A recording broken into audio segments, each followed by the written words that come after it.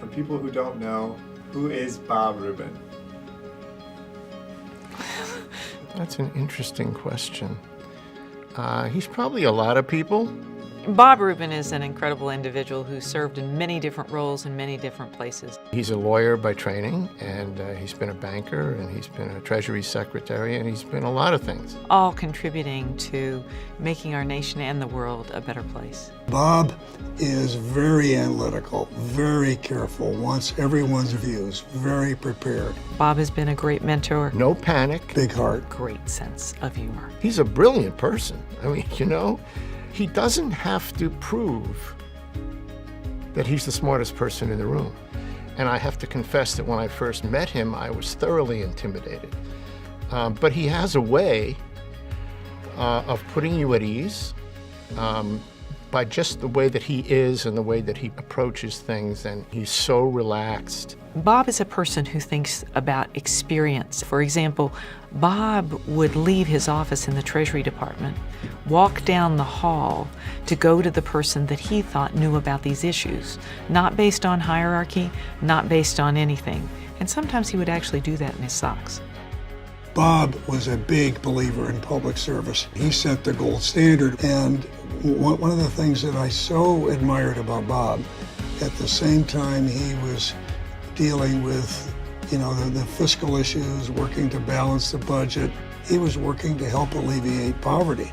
I think Bob cares about the issues of poverty because it's about who he is as a person. Part of it's philanthropic, part of it is being concerned, a social concern, but a large part of it too is about economics for him. He felt an economy that wasn't working for all wasn't an economy that was working for our nation. He made some major changes that didn't get a lot of publicity, but the enterprise zones were very significant. And the community development financial institutions were terrific pieces of legislation. When the government shutdown occurred and we were standing firm in our position to make sure we were protecting things like Medicaid and Medicare, Bob was always there standing firm, and I think it's a reflection of his deep engagement in these issues. And you just see it throughout his time at LISC, which he has continued and been very dedicated to. Now, when somebody like that, with that kind of reputation and that kind of track record, accepts a position at a nonprofit organization like he did with LISC, it's bound to have an enormous effect. LISC was well known in its world, but its world was this big.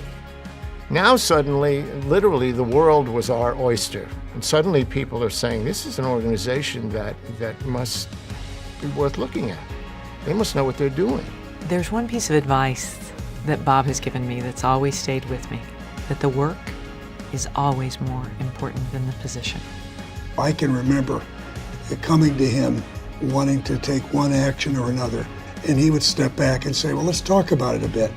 By the time he got done looking at all sides and asking me questions, sometimes I didn't know where I was going to come out. He doesn't say to people, do it this way, do it that way, this is right and that's wrong. They follow his lead because they believe in what he's doing. He was my hero in those days when I looked at what he was doing at Treasury, thinking about Bob and the difference he'd made in Washington.